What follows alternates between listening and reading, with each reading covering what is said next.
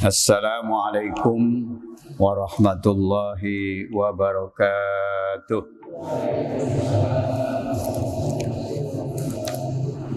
Bismillah walhamdulillah wassalatu wassalamu ala rasulillah wa ala alihi wa sahbihi wa man nasarahu wa wala amma ba'du. Rabbi syrah li sadri wa yassir li amri wa hlul uqdatam min lisani yafqahu qawli. Subhanaka la ilma lana illa ma 'allamtana innaka antal alimul hakim. Al-Fatihah. Allah yaftahu alaina futuhal arifin wa yufaqihuna fid din wa yarzuquna kamal ikhlas wal yakin.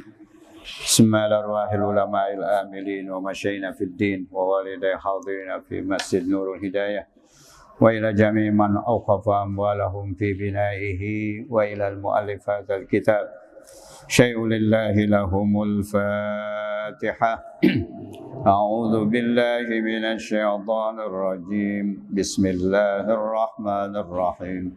Alhamdulillahi rabbil alamin. Ar-Rahmanir Rahim. Maliki yaumiddin. Iyyaka na'budu wa iyyaka nasta'in. Ihdinas siratal mustaqim. Siratal ladzina an'amta 'alaihim ghairil maghdubi 'alaihim waladdallin. Amin.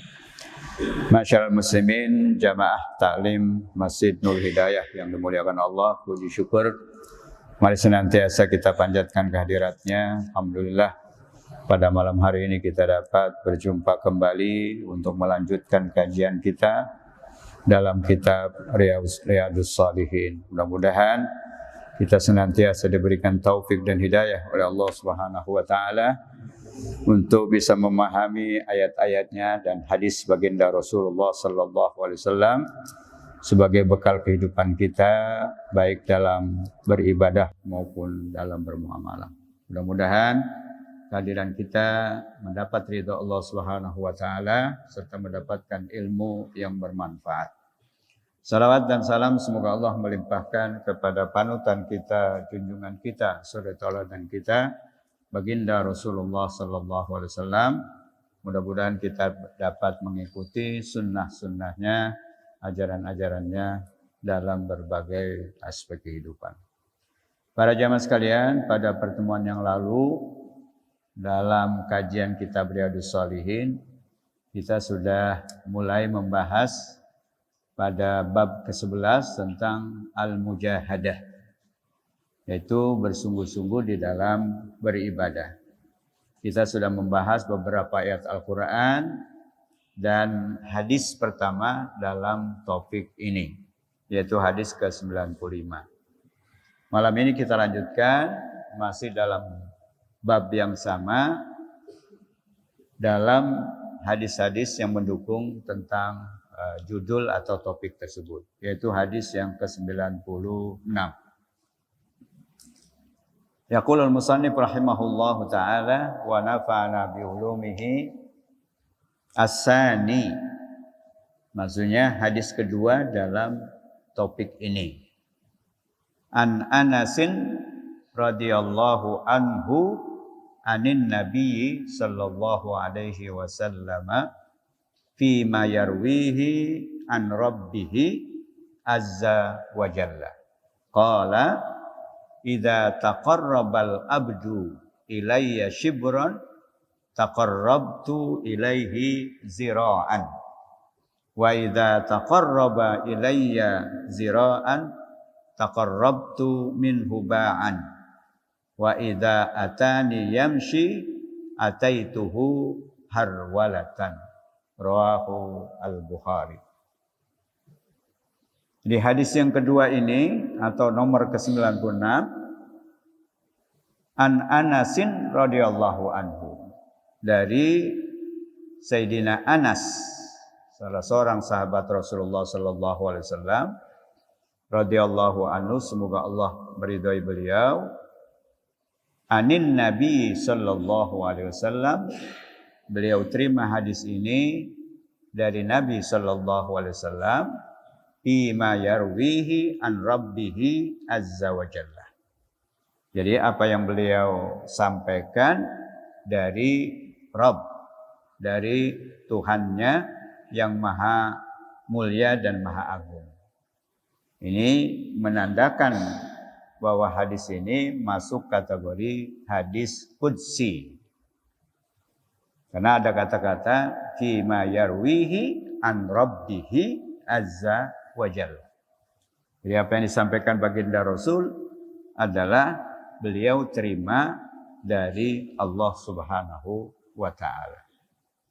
Jadi apa bedanya hadis Nabi dengan hadis qudsi? Jadi kalau hadis Nabi itu redaksinya maupun maknanya dari Nabi. Meskipun tentu Nabi selalu dibimbing dengan wahyu. Wa ma yantiqu 'anil hawa in huwa illa wahyu yuha. Jadi beliau tidak pernah melafalkan, mengucapkan sesuatu kecuali selalu dibimbing oleh wahyu Allah.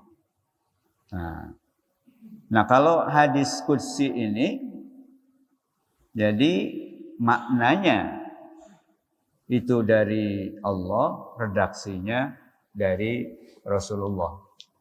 Nah, kalau Al-Quran baik makna maupun redaksinya itu semua dari Allah Subhanahu wa taala. Nah, ketika ada hadis setelah Nabi ketika Nabi akan mengucapkan ada kata-kata an rabbihi atau qala Allah taala. Berarti itu hadis qudsi seperti ini. Apa intinya hadis ini yang kita sebut dengan matannya? Idza taqarrabal abdu ilayya shibran taqarrabtu ilaihi zira'an. Apabila seorang hamba, kita manusia, mendekatkan diri kepada Allah, taqarraba, maka masdarnya taqarrub ilallah, artinya mendekatkan diri kepada Allah. Nah, kalau ada seorang hamba mendekatkan diri kepada Allah shibran itu satu jengkal. Jadi kalau kita berusaha mendekatkan diri kepada Allah satu jengkal, taqarrabtu ilaihi zira'an, maka aku mendekatkan diri kepadanya, kata Allah, zira'an.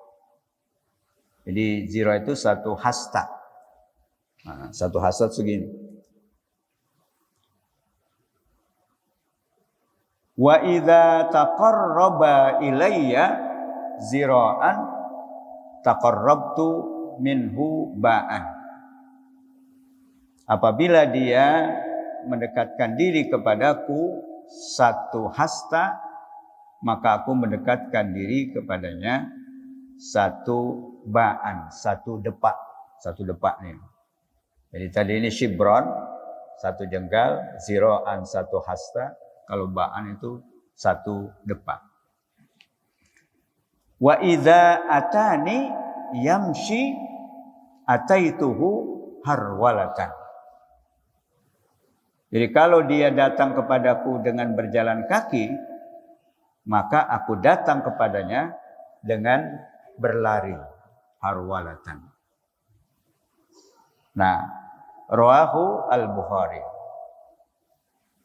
Hadis ini diriwayatkan oleh Imam Bukhari.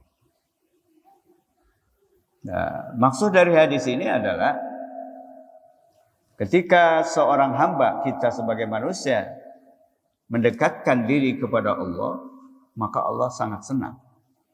Allah sangat gembira, bahkan menyambutnya tadi. Kalau kita datang kepadanya cuma berjalan kaki, Allah akan menyambutnya dengan berlari. Artinya ingin cepat-cepat mendekati taqarrub kepada kita. Itulah rahmat Allah, kasih sayang Allah kepada hambanya yang mau mendekatkan diri kepada Allah Subhanahu wa taala. Nah, itu yang pertama. Ini dalam rangka mujahadah tadi. Bersungguh-sungguh, serius, bekerja keras untuk meningkatkan ibadah kita kepada Allah yang disebut dengan taqarrub tadi, dengan berbagai macam ibadah. Nah, tentu ada ibadah-ibadah yang selain yang diwajibkan. Karena kalau yang diwajibkan itu tidak bisa ditawar-tawar. Makanya orang semakin dekat kepada Allah, taqarrubnya itu jika dia menambah ibadah-ibadah yang wajib dengan ibadah-ibadah yang sunnah. Karena kalau yang wajib kan standar aja gitu. Nah, untuk lebih mendekatkan diri kepada Allah, maka ditambah dengan ibadah-ibadah yang sunnah seperti hadis yang nanti kita akan lihat. Hadis berikutnya, hadis yang ketiga, nomor 97. An Ibni Abbasin radhiyallahu anhuma qala. Qala Rasulullah sallallahu alaihi wasallam, nikmatani maghbunun fihima katsirun minan nas. As-sihhatu wal farahu. Rawahu al-Bukhari. Jadi hadis yang ketiga ini diriwayatkan oleh Ibnu Abbas. Ibnu Abbas namanya adalah Abdullah Ibnu Abbas. Jadi banyak sekali nama para sahabat itu disebut nama ayahnya. Ibnu Abbas, Ibnu Mas'ud, Ibnu Umar, Ibnu Amr bin As. Kenapa disebut nama ayahnya? Tidak disebut namanya. Karena namanya semua itu Abdullah. Ibnu Abbas, Abdullah Ibnu Abbas. Ibnu Mas'ud, Abdullah Ibnu Mas'ud. Ibnu Umar, Abdullah Ibnu Umar. Ibnu Amr bin As, juga Abdullah bin Amr bin As. Sehingga kalau disebut namanya saja, nanti keliru nih Abdullah yang mana. Maka ketika disebut ayahnya, otomatis yang dimaksud adalah Abdullah putra Ibnu Mas'ud, putra Mas'ud, sahabat Mas'ud, kemudian Ibnu Umar atau Ibnu Amr bin As atau Ibnu Abbas. Jadi radhiyallahu anhuma. Semoga Allah meridhai keduanya. Berarti dua-duanya, baik Abdullah putranya maupun Abbas, kedua-duanya adalah sahabat Nabi sallallahu alaihi wasallam. Qala, beliau berkata, maksudnya Abdullah Ibnu Abbas, qala Rasulullah sallallahu alaihi wasallam, Rasulullah sallallahu alaihi wasallam telah bersabda. Nah, yang kita sebut matannya, inti dari hadis itu. Kalau tadi anahnya, sanadnya, mata rantainya. Sedangkan intinya atau matannya adalah yang di dalam dua kurung itu. Yaitu apa? Nikmatani maghbunun fihima katsirun minan nas. Jadi ada dua kenikmatan yang seringkali manusia itu tertipu, tidak sadar, lalai, tidak memanfaatkan, dan merasa itu biasa-biasa saja gitu. Bukan sebuah kenikmatan. Padahal itu adalah kenikmatan yang luar biasa. Jadi ada dua kenikmatan yang kata Rasulullah SAW, banyak orang melupakannya, tertipu dengannya. Apa itu? As-sihhatu wal faragh. Yaitu nikmat sehat wal afiat. Dan juga nikmat al-faragh. Faragh itu waktu kosong. Jadi waktu yang Allah berikan kepada kita, dan kesehatan itu seringkali kita lupa bahwa itu nikmat. Kita biasanya mengukur nikmat itu dengan materi. Padahal dengan kesehatan itu banyak sekali yang bisa kita lakukan. Begitu juga dengan waktu lapang, faragh tadi. Nah, dua nikmat ini kadangkala kita tidak menyadarinya. Sehingga kita menganggapnya biasa-biasa saja. Nah, biasanya kita baru merasakan kesehatan itu nikmat, waktu senggang itu nikmat, kalau keduanya sudah nggak ada. Maksudnya ketika kita sakit, nah baru udah terasa tuh bahwa sehat itu sebuah kenikmatan yang luar biasa. Karena dengan kesehatan itu kita bisa ibadah, bisa mencari nafkah, bisa melakukan berbagai hal amal soleh. Nah, sehingga kesehatan itu merupakan kenikmatan yang patut kita syukuri, baik dengan senantiasa bersyukur dengan melafalkan alhamdulillah wa syukurillah, atau bersyukur dengan meyakini bahwa sehat itu pada hakikatnya adalah anugerah pemberian Allah. Dan yang ketiga, mensyukuri nikmat sehat ya kita manfaatkan. Kesehatan kita itu untuk mendekatkan diri untuk beribadah kepada Allah. Itulah makna syukur yang sebenarnya. Yang disebut oleh ulama asyukru bil lisan, bersyukur dengan lisan, wasyukru bil qalbi, bersyukur dengan hati, wasyukru bil jawarih, yaitu bersyukur dengan memanfaatkan kesehatan itu untuk ibadah kepada Allah.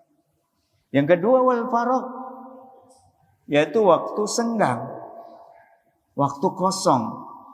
Itu jangan kita gunakan kepada hal-hal yang negatif gitu. Karena tidak ada kesibukan, karena nggak ada aktivitas, kemudian waktu senggang itu digunakan untuk hal-hal yang dilarang oleh Allah. Banyak orang karena nggak ada waktu, tidak ada aktivitas kegiatan, kemudian waktu senggang itu digunakan untuk minum-minuman, untuk hura-hura, untuk lain sebagainya. Nah, sehingga dengan demikian dia tidak bersyukur terhadap nikmat al-faragh itu. Tidak merasakan nikmat faragh itu yang seharusnya dia isi dengan hal-hal yang positif, hal-hal yang mendekatkan diri kita kepada Allah Subhanahu wa ta'ala. Jadi sekali lagi, bahwa seringkali kita lupa bahwa sehat dan waktu senggang itu adalah dua nikmat yang luar biasa, karena disitulah tempat kita melakukan pendekatan diri kepada Allah Subhanahu wa ta'ala, yaitu dengan kesehatan yang Allah berikan, dengan waktu lapang yang Allah berikan kepada kita.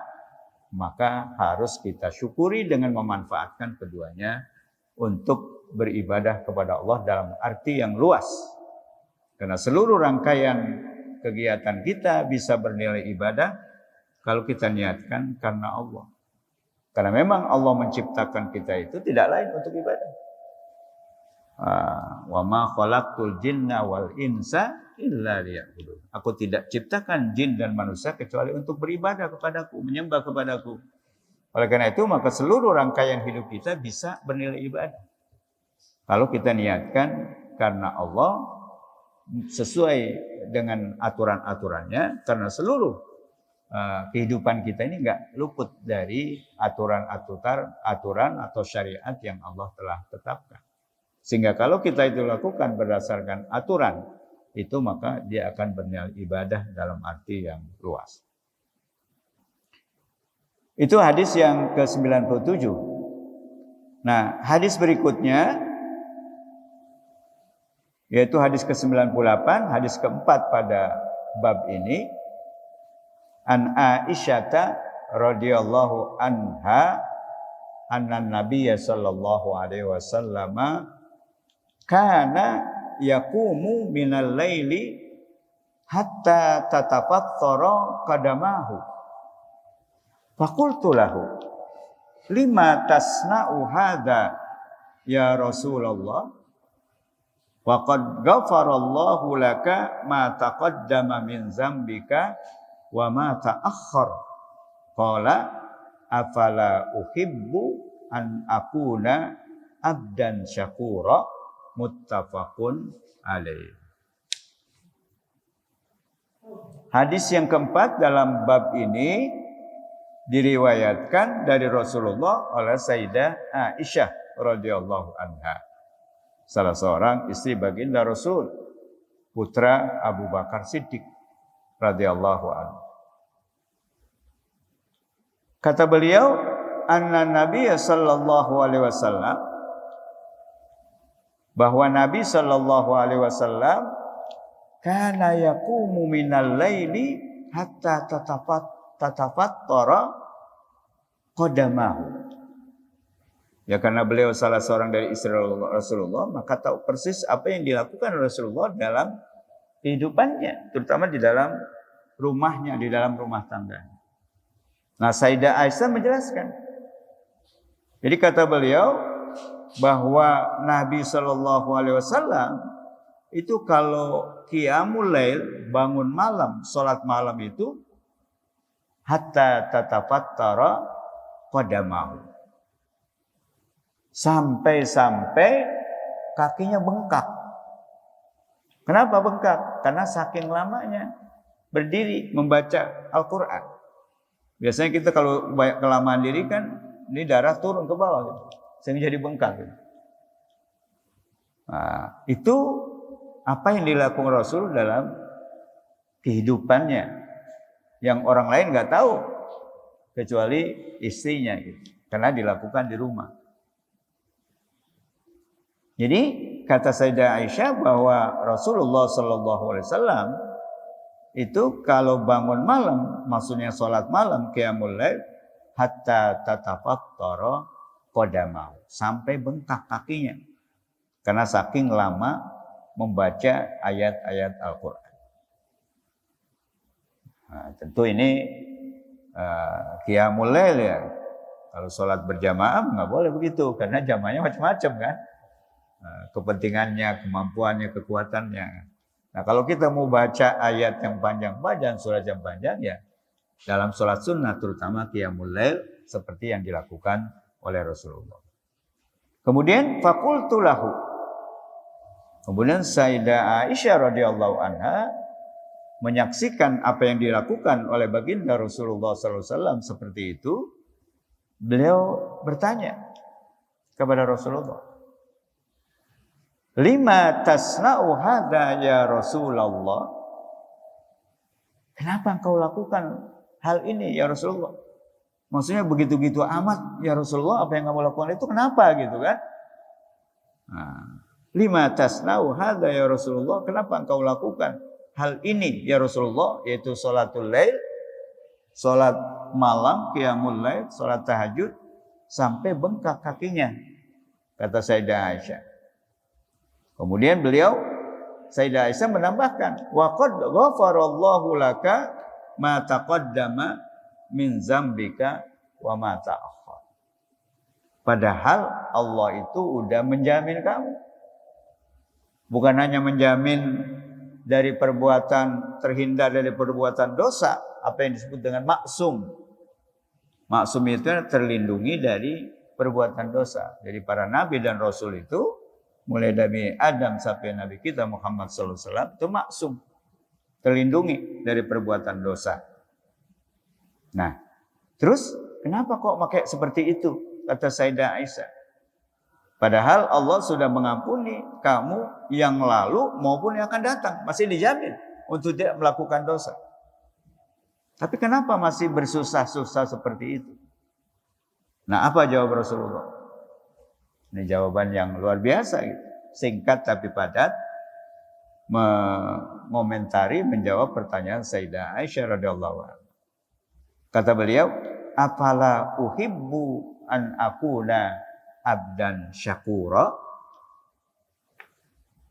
Jadi kalau Allah sudah menjamin aku surga, kalau Allah telah melindungi aku dari perbuatan dosa, kalau Allah sudah mengampuni dosa dosaku yang lalu dan yang akan datang. Terus apakah tidak layak untuk itu semua aku bersyukur? Jadi banyaknya Rasulullah beristighfar, lamanya Rasulullah SAW melakukan ibadah, sholat terutama qiyamul lail, itu bukan berarti Rasulullah banyak dosanya. Ini adalah suatu pembelajaran bagi kita. Kalau beliau saja seorang yang maksum, ibadahnya begitu kuat, begitu khusyuk, begitu lama. Nah, gimana kita yang tidak maksum ini kan? Dan juga Rasulullah SAW beribadah itu sebagai ekspresi, sebagai ungkapan rasa syukur beliau. Karena sudah terlindungi dari perbuatan dosa dan dijamin masuk surga. Maka ibadah yang dilakukan itu adalah ekspresi, ungkapan rasa syukur. Yang tadi kita sebut dengan asyukru bil arkan atau asyukru bil jawari. Jadi memanfaatkan yang Allah berikan itu dengan fisik kita, dengan tubuh kita, dengan badan kita untuk melakukan ibadah. Nah, seperti halnya juga begitu. Di dalam hadis lain Rasulullah bersumpah bahwa beliau itu beristighfar sehari semalam itu tidak lebih dari 70 kali. Bahkan diriwayatkan dalam hadis lain 100 kali. Walladzi nafsi biyadi inni la astaghfirullah wa atubu ilaihi fil yaumi sab'ina marrah wa fi riwayatin mi'ata marrah. Jadi kata beliau, demi zat yang nyawaku ada di tangannya, maksudnya demi Allah, sesungguhnya aku beristighfar dan bertobat kepada Allah sehari semalam itu enggak kurang dari 70 kali istighfarnya. Kalau kita baca 3 kali aja dalam setiap ba'da sholat, kalau 5 kali kita melakukan sholat fardu, 5 kali 3 baru 15 kan. Rasulullah 70 masih jauh gitu. Nah itu semua bukan berarti beliau banyak dosanya, karena udah dijamin tadi kan maksum. Tapi sebagai ungkapan rasa syukur, sekaligus sebagai pembelajaran, sebagai qudwah, sebagai contoh buat kita yang tidak luput dari perbuatan dosa. Harus meneladani beliau, yaitu perbanyak istighfar dan tobat kepada Allah Subhanahu wa taala. Di samping adalah merupakan satu keharusan bagi kita yang banyak dosa, juga sebagai ekspresi, sebagai ungkapan rasa syukur kita kepada Allah terhadap kesehatan yang Allah berikan kepada kita dan waktu lapang yang Allah berikan kepada kita. Nah itu hadis muttafaqun alaih. Jadi hadis yang disepakati kesahihannya oleh Imam Al-Bukhari dan Imam Muslim, dan hadis yang diriwayatkan oleh kedua perawi terkemuka itu hadis yang kedudukannya langsung setelah Al-Quran.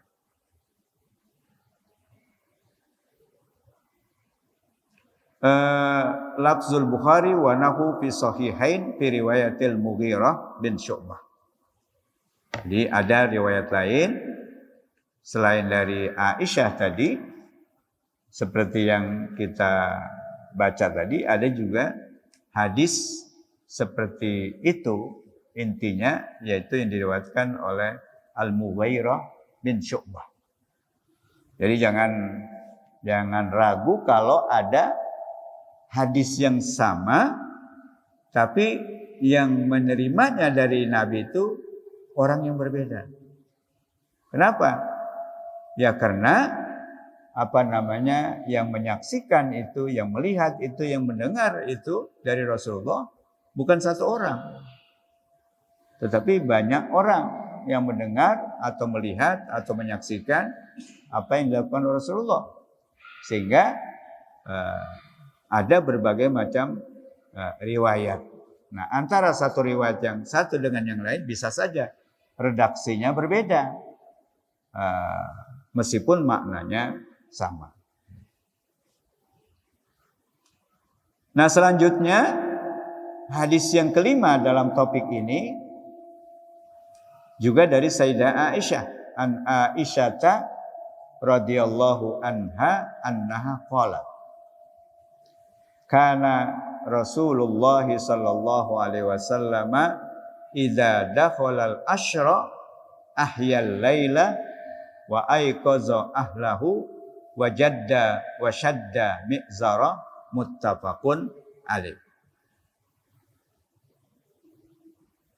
Kemudian dijelaskan hadis ini dalam sarahnya wal muradu al ashrul awakhir min syahri Ramadan. Jadi kalau kita baca hadis tadi yang diriwayatkan oleh Sayyidah Aisyah radhiyallahu anha bahwa beliau berkata Nabi sallallahu alaihi wasallam bahwa Nabi sallallahu alaihi wasallam idza dakhalal asyra, apabila beliau memasuki ke-10 ahya laila. Maksudnya 10 apa ini?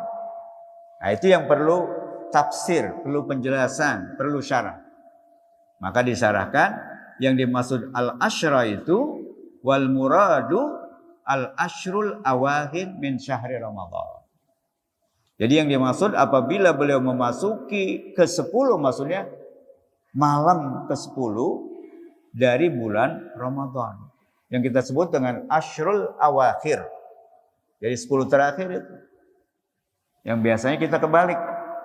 Pada awal Ramadan rajin, masjid kita penuh, semua nggak muat semua.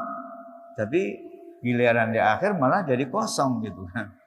Nah, sebaliknya Rasulullah kata Sayyidah Aisyah radhiyallahu anha, "Idza dakhalal asyra ahya al-lail." Nah, dalam tafsir disebutkan yang maksud asyra itu ada 10 terakhir bulan Ramadan. Jadi apabila beliau maksudnya Rasulullah sallallahu alaihi wasallam masuk ke malam ke-10 dari bulan Ramadan, 10 terakhir maksudnya bulan Ramadan, apa yang beliau lakukan? Ahyal laila. Menghidupkan malamnya. Maksudnya menghidupkan malam ya dengan ibadah. Begadang, tapi begadangnya untuk ibadah. Ahyal lail. Menghidupkan malam-malamnya dengan ibadah. Ya, terbukti dalam hadis lain bahwa 10 terakhir itu ada ibadah yang disebut dengan iktikaf kan. Nah, iktikaf. Nah, iktikaf itu orang fokus 10 terakhir itu di masjid. Nggak keluar-keluar kecuali untuk kepentingan yang mendesak. Makan, buang air, mandi, segala macam misalnya. Nah, fokus iktikaf. Yang disebut dengan iktikaf asyrul awakhir. Meskipun kita juga ini sekarang namanya iktikaf kan. Nah, tapi yang dimaksud di sini adalah iktikaf 10 terakhir Ramadan. Fokus 10 terakhir Ramadan itu nggak keluar-keluar masjid untuk beribadah. Nah, kecuali dengan hal-hal yang mendesak. Nah, itu yang pertama. Jadi kebiasaan Rasulullah ketika memasuki 10 terakhir bulan Ramadan, beliau ahya al-lail, menghidupkan malam-malam. Terus apa lagi yang beliau lakukan dalam sunnahnya, tradisinya di 10 terakhir itu? Wa ayqaza ahlahu. Beliau membangunkan keluarganya. Anak istrinya dibangunkan, diajak untuk beribadah, beriktikaf. Terus apa lagi? Wajadda wasyadda al-mi'dzara. Ya kalau secara harfiah wajadda wasyadda al-mi'zara itu artinya sungguh-sungguh dan mengencangkan ikat pinggang, mengencangkan kainnya, ikat pinggangnya. Nah, apa maksudnya ini? Bersungguh-sungguh dalam ibadah, mengencangkan ikat pinggang atau mi'zar kainnya, itu ditafsirkan, itu namanya bahasa kinayah. Bahasa kinayah, kiasan, itu artinya tidak berhubungan suami istri selama 10 terakhir bulan Ramadan. Jadi mengikat kainnya, mengencangkan kainnya, itu bahasa kiasan yang maksudnya adalah tidak berhubungan suami istri selama 10 terakhir karena dia beriktikaf di masjid. Nah ini tradisi atau sunnah Rasulullah di 10 Ramadan. Meskipun tadi beliau maksum dan dijamin surga, beliau melakukan itu semua itu sebagai pembelajaran, sebagai ibrah, sebagai qudwah bagi kita. Jadi jangan kita sebaliknya ibadah di bulan Ramadan itu di awal-awal kita semangat, kemudian sudah mulai pertengahan di akhir justru disibukkan dengan hal-hal duniawi, makanan, persiapan lebaran, pakaian, segala macam. Justru ibadahnya menjadi berkurang. Padahal kalau kita lihat hadis ini, justru di 10 terakhir itu Rasulullah mengintensifkan ibadahnya tadi. Sampai begadang untuk melakukan ibadah, kemudian mengajak keluarganya, dan juga tidak berhubungan suami istri selama 10 terakhir bulan Ramadan. Nah itu yang dilakukan oleh baginda Rasulullah Sallallahu Alaihi Wasallam. Kemudian berikutnya hadis yang ke-6, an Abi Hurairah radhiyallahu anhu qala Rasulullah Sallallahu Alaihi Wasallam, al mu'minul qawiyyu khairun wa ahabbu ilallahi minal mu'minid dha'ifi wa fi kullin khairun. Ihris ala ma yanfa'uka wasta'in billahi wa la ta'jaz wa in asabaka syai'un fala taqul law anni fa'altu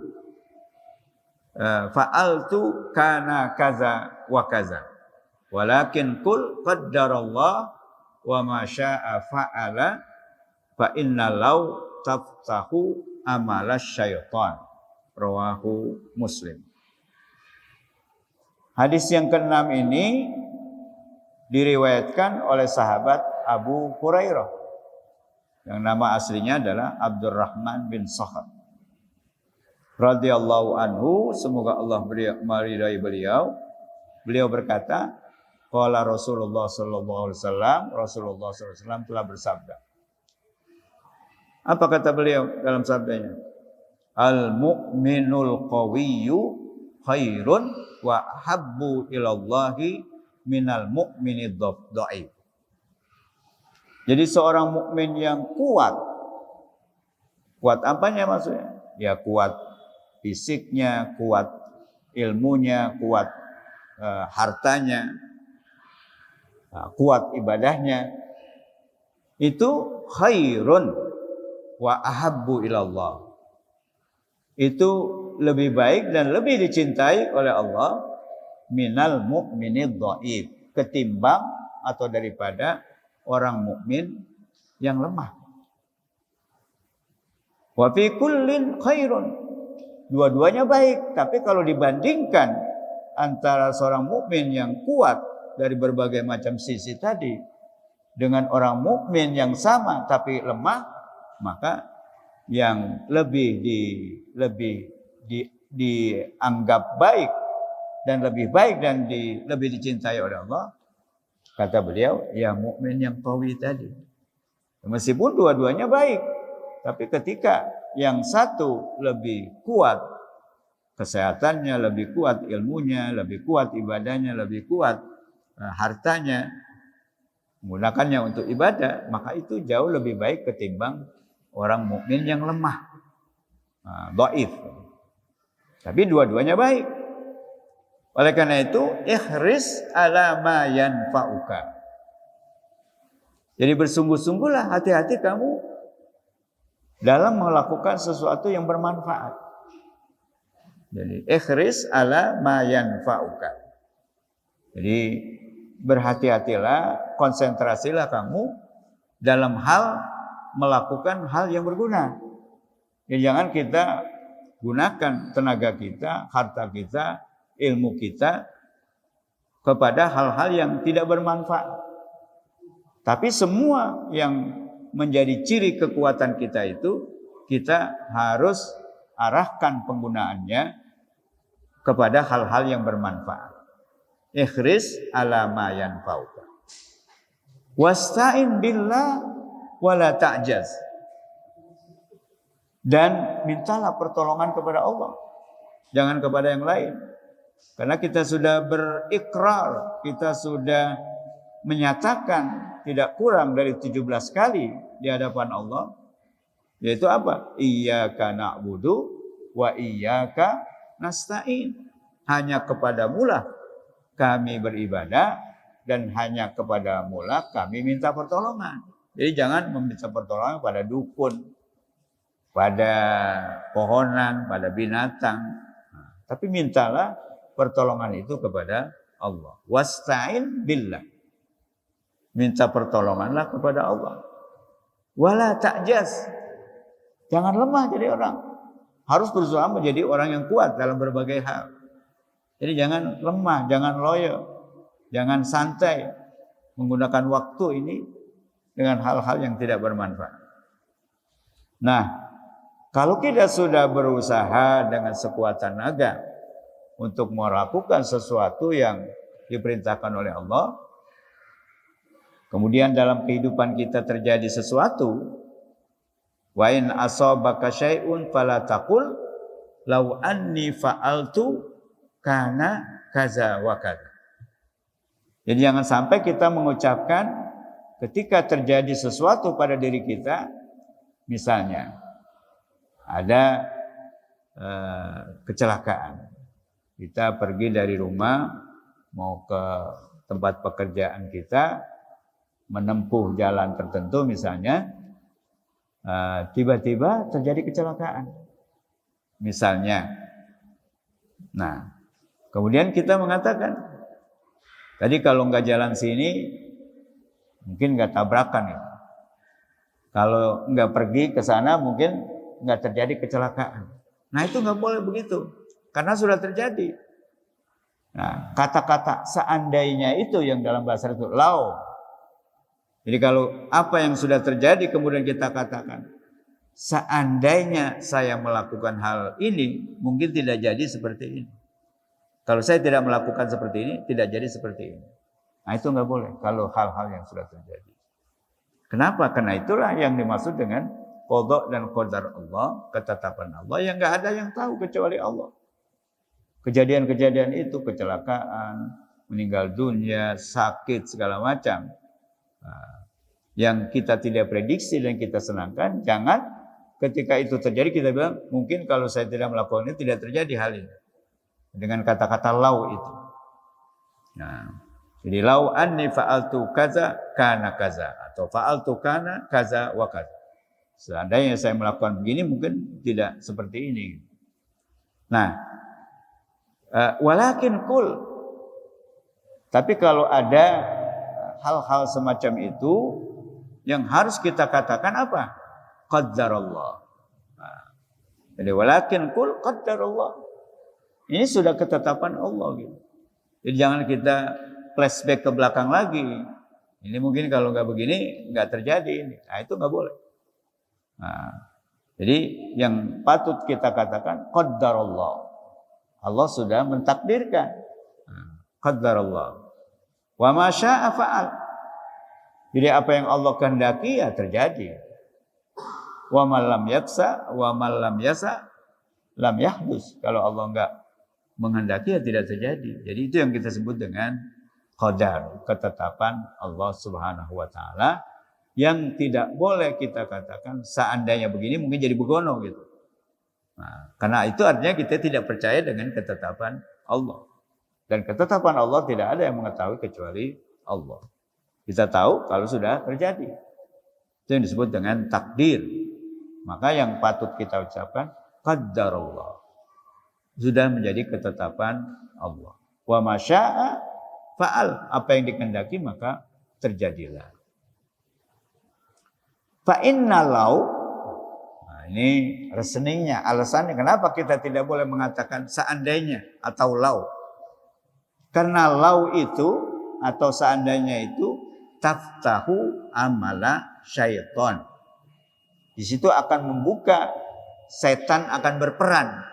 Sehingga akhirnya kita nggak percaya dengan ketetapan Allah Subhanahu wa Ta'ala yang merupakan salah satu dari rukun iman. Antum minabillahi wa malaikati wa kutubihi wa rusulihi wa bil yaumil akhir wa bil qadari khairihi wa syarrihi minallah. Jadi rukun iman yang keenam yang terakhir itu adalah engkau percaya dengan qada dan qadar Allah yang baik buat kita maupun yang buruk, itu adalah ketetapan oleh Allah. Jangan sampai kita mengatakan lau, karena itu akan membuka pintu syaitan untuk masuk ke dalam keyakinan kita, sehingga kita katakan kalau kita nggak begini mungkin nggak begitu.